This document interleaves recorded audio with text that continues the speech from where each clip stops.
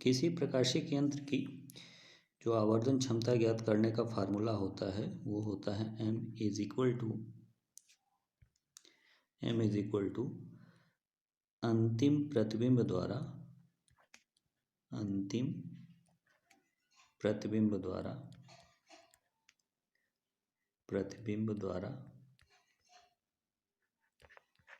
बना दर्शन कोण बटे में वस्तु द्वारा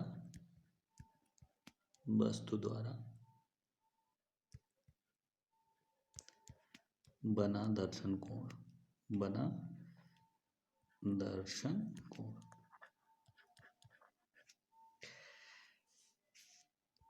अंतिम प्रतिबिंब द्वारा बना दर्शन कोण को बीटा से प्रदर्शित करते हैं बटे में आग पर जो वस्तु द्वारा बना दर्शन कोण होता है उसको अल्फा से प्रदर्शित करते हैं। तो फार्मूला बनता है m is equal to beta by alpha.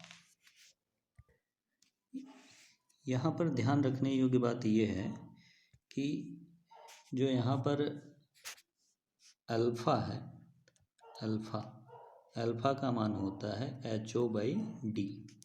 HO/d का मतलब अगर कोई ये लेंस है और लेंस से d डिस्टेंस पर कोई एक ऑब्जेक्ट रखा है जिसकी हाइट HO है, तो यहाँ से ये जो बना कोण होता है इस कोण को बोलते हैं अल्फा। इस कोण को बोला जाता है अल्फा। और अल्फा का मान ज्ञात करने के लिए ज्ञात करते हैं tan अल्फा। तो tan अल्फा बराबर लंब बटा आधार, तो इस हिसाब से हो जाएगा HO/d। और अल्फा जो होता है ये टेंस टू 0 होता है, ये वैल्यू बहुत कम होती है, इस वजह से अल्फा बराबर क्या हो जाता है HO/d। तो ये वैल्यू रखी जाती है अल्फा की। और इसी तरह से अगर बीटा का मान ज्ञात करना है तो बीटा के मान के लिए जो है यहाँ पर देखना होगा अंतिम प्रतिबिंब द्वारा बना दर्शन कोण होता है, अंतिम प्रतिबिंब द्वारा बना दर्शन कोण।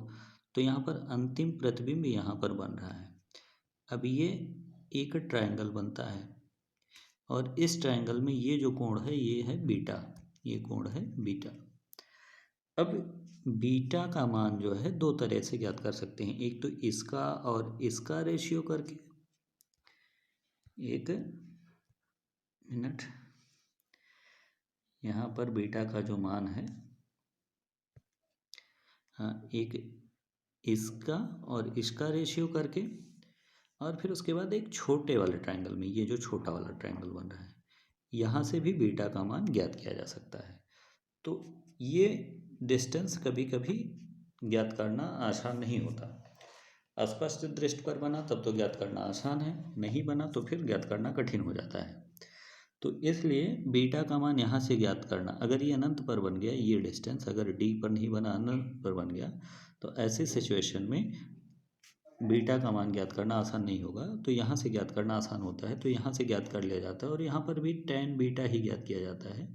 तो tan बीटा बराबर मिलता है, tan बीटा बराबर यहाँ से ये 90 डिग्री का कोण बनता है तो समकोण त्रिभुज हो गया, ये 90 डिग्री, यहाँ पर ये 90 डिग्री का कोण बनता है तो समकोण त्रिभुज हो गया। तो इस वजह से जो है, इस वजह से ये लंब हो गया और ये भुजा आधार हो गई, तो हो गया लंब बटा आधार, यानी आई डैश अपॉन में ये बन जाएगा आपका, ये यहाँ से ये डिस्टेंस UE होता है।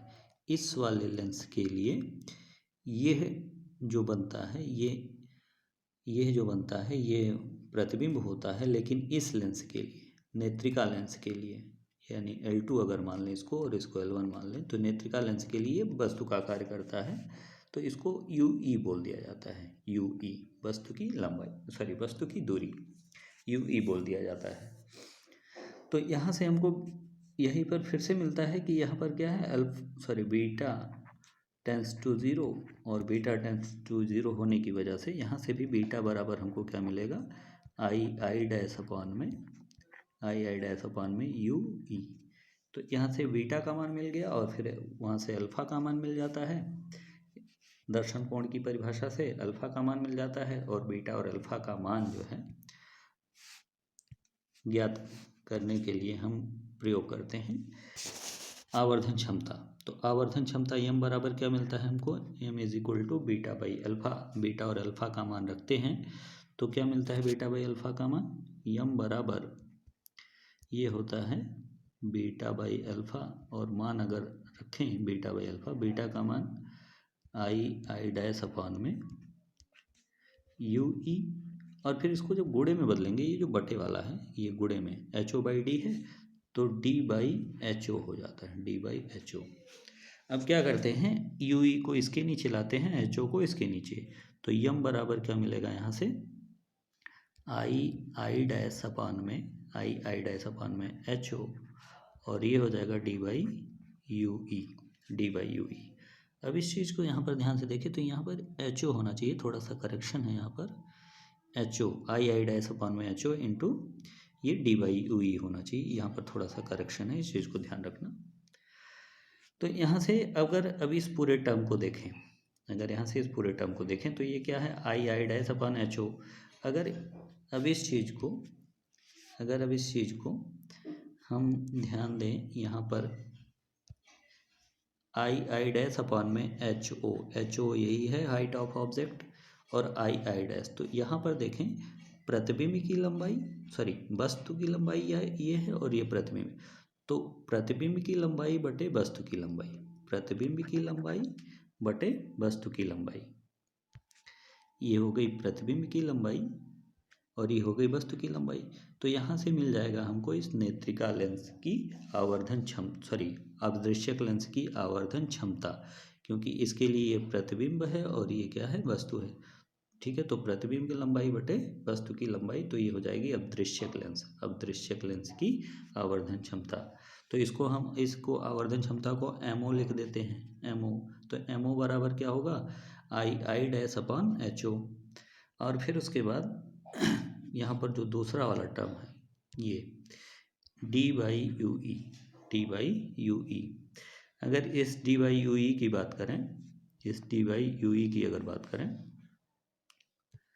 इस डी बाई यू ई की अगर बात करें तो डी बाई यू ई क्या है, एम इज इक्वल टू, ये तो हमारा बन गया क्या एम ओ, यानी अदृश्यक लेंस की आवर्धन क्षमता गुणे डी बाई यू ई।